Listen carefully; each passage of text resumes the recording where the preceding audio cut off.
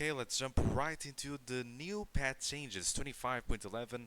First champion being changed will be Aatrox. Okay, so his damage is going from 4 to 12% into 4 to 8% max HP based on level. The sweet spot damage will go up by 10%, so they want to make up a bit of the damage in his Q reliability, and also the Infernal Chains is now going to be physical, so basically they're trying to make Aatrox more reliable on lethality builds. Okay, so Black Cleaver will be a good option. Lethality builds will be better, so despite losing 4% max HP, it will be more reliable in these sectors instead.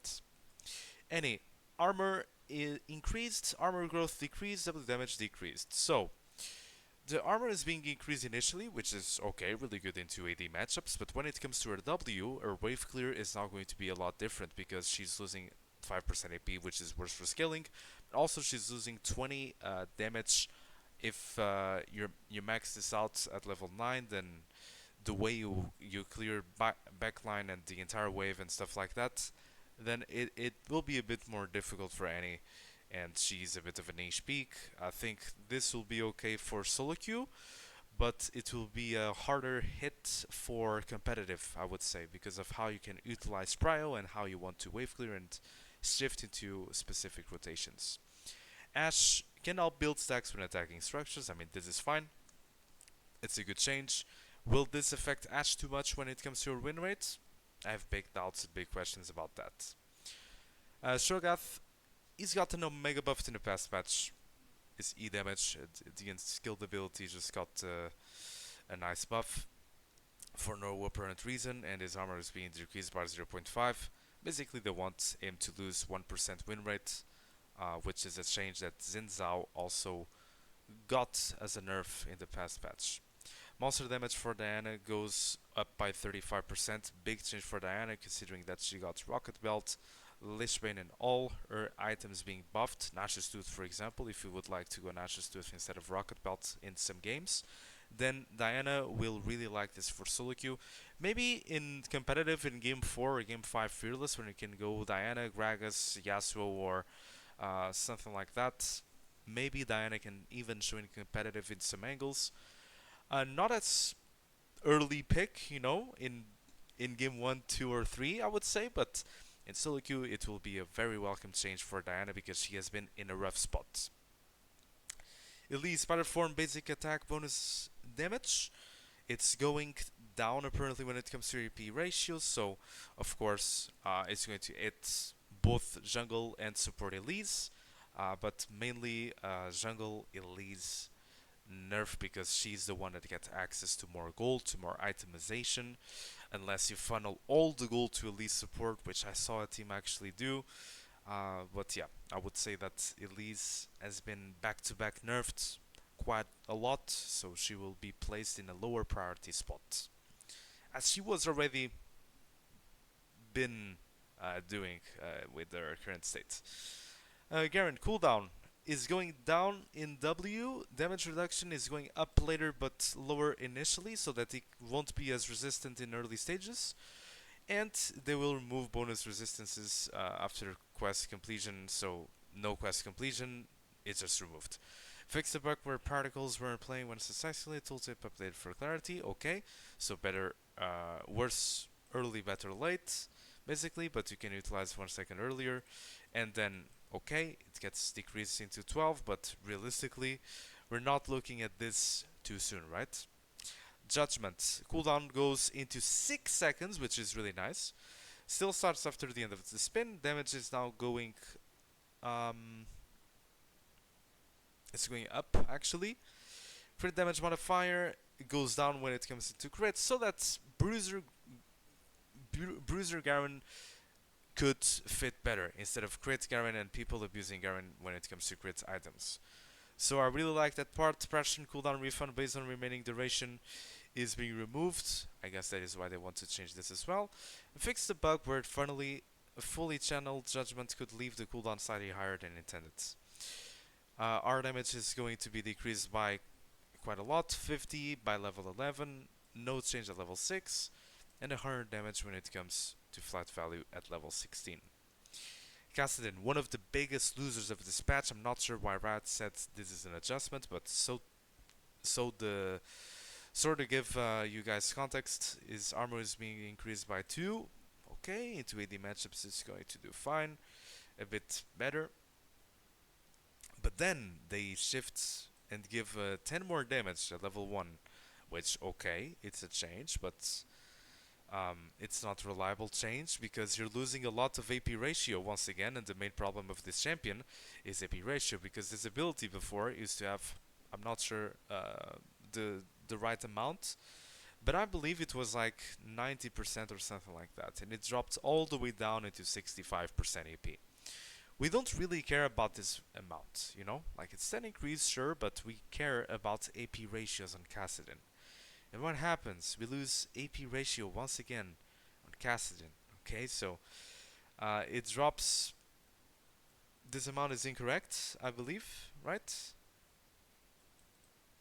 Yeah, this amount is just incorrect. But yeah, it will end up being a nerf, and yeah, Riftwalk is being hit in that regard. Lucian cooldown is being increased by 2 seconds initially, and then it goes back to the flat value. This will make so that now you will max E second instead of third, because some people were maxing W second because of the damage and stuff like that. But now you will want to max E second to have those 14 seconds by level 13. So it will be a nerf initially, you won't have as much openings until you reach level 13, but once you reach level 13 then Lucian will be in a great spot, or even better than before, because if you used to max W second in some scenarios, then now you will have the 14 seconds of cooldown quite quickly, per se. Also, you can get these amount of seconds once you reach level 10. Not the end of the world for Lucian. Yes, it will be a bit worse for early stages, and maybe you will get more punished because of this cooldown increase. But Lucian will still be a dominant pick in competitive and solo queue. Rengar, our cooldown decrease, so basically we'll have a bit more windows to utilize. We'll see how it goes. Ryze is going to have a huge buff for early game because its passive overload flux damage is going up by 20%, then 80, and then 100. And its W damage is going to be decreased to sort of make an adjustment to the damage. So instead of having that point-to-click ability dealing 80 damage, now they wanted to make 70 and decrease it to try to make up for this change, which will be quite a buff for Ryze in that matter. Not only for wave clear, but also for damage until he transitions from levels. Sivir bounce damage ricochet is going up. I don't think this will change a lot.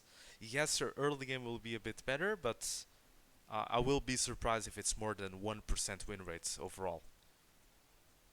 Yeah, I will be surprised if it's more than 1%. Samira lifesteal effectiveness 66 goes to 80%, really good change. Damage per hit, it will be decreased, so basically plus 10% bonus AD. We don't care too much about that. And lifesteal effectiveness, once again, 80%. So BT Samira Infernal, not Infernal, sorry, I was looking at her ultimate name. So basically Immortal Shield Bow, BT stuff like that will be really good for what Samir wants to do, so lifesteal effectiveness is going up, which gives more emphasis for the opponent to do healing reduction. Really good changes for Samira despite losing some damage in her W. Smolder, he's actually been quite priority for competitive and also increased popularity in solo queue, not only for ADC but also for mid lane and top lane in some scenarios as well. So basically they want him to be a bit more vulnerable early. Okay, so they give him some stacking power. Now they want to make him more squishy so that he loses some win rates just because he will become more vulnerable in early stages, which allows the opponents to actually snowball the game a bit more efficiently in the long run when looking in the skill of a lot of games as well. Twisted Fate wildcards are going to buff his base damage by 10, which is huge for Twisted Fate, and I think Twisted Fate is in a really good spot because of item changes. I think he's really good if he does Rocket Belt, Lich Bane. If you want to try to bypass many issues, you can do Lost Chapter or something like that. And he's also really good on sealed spellbook user, so considering all the changes and the buff is getting right here, Twisted Fates will be meta again, for sure. I'm pretty sure Twisted Fates is in a decent spot to show occasionally, so I am actually excited to see how it develops. Twitch AP ratio is going to be buffed by 5%, so basically it's going to be buffed mainly for AP Twitch on farming, but also support Twitch will still be buffed despite receiving less gold. So all around a win for AP Twitch enthusiasts. Udyr, ultimate damage increase, so Wingborn Storm, basically the AP ability, is now going up, and they're trying to make this compensate because of the Liandry's 10 AP nerf. Will this be enough when it comes to values? Not sure if it's going to make up entirely, because Liandry's nerf 10 AP is quite a lot for a champion that wants to deal consistent damage, you know? So yes, it's a nice makeup buff for Udyr, but not sure if it's going to be enough because he's not even showing up recently. Ryze and Focus it's going to have 100 less gold and 5 more AP. We'll see how it goes because Horizon Focus might be a pleasant surprise in the future. ARAM changes, we don't really care about that. I mean, I do actually. I play some ARAM, some Brawl as well, but you guys can look into it. We're not here to look into ARAM and Brawl changes. Those are a lot of changes, not gonna lie, but expected for the first patch after Brawl came out. Let me know what you guys thought of Brawl in the comment section if you guys have seen until right now. Let's do a really quick TLDR of the patch. So,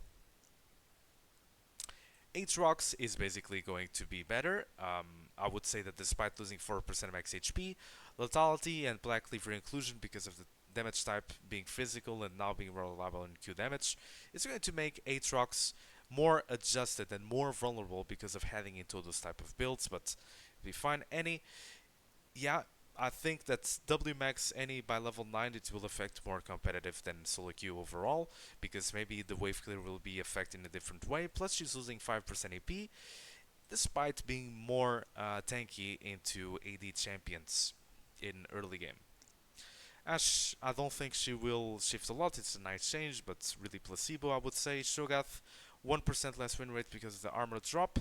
Diana, she's going to be one of the biggest winners of the patch as well. 35% monster damage helps Diana a lot, and her clear speed will be way more effective in comparison. Elise, nerf for jungle mostly, but also for support. Garen, I really like the change that Riot wants to do for Garen's identity to make it so that crit Garen will no longer be a thing, so that Bruiser Garen can actually get some love and not be as sustainable in early game as he used to be, which is why they're reducing his damage percentage into 25 instead of 30 and then amplifying it for 41%, and then the crit damage being lowered as you guys can see. And of course, remove damage to monsters, in case you guys were wondering, and the base damage from ulti is going down. Kassadin, one of the worst changes of the patch. They're giving armor, which, okay, sure, 10 damage, but then AP ratios are really low. The numbers are misleading, however, but really bad patch for Kassadin. Lucian will be fine, but you have to max E seconds, okay?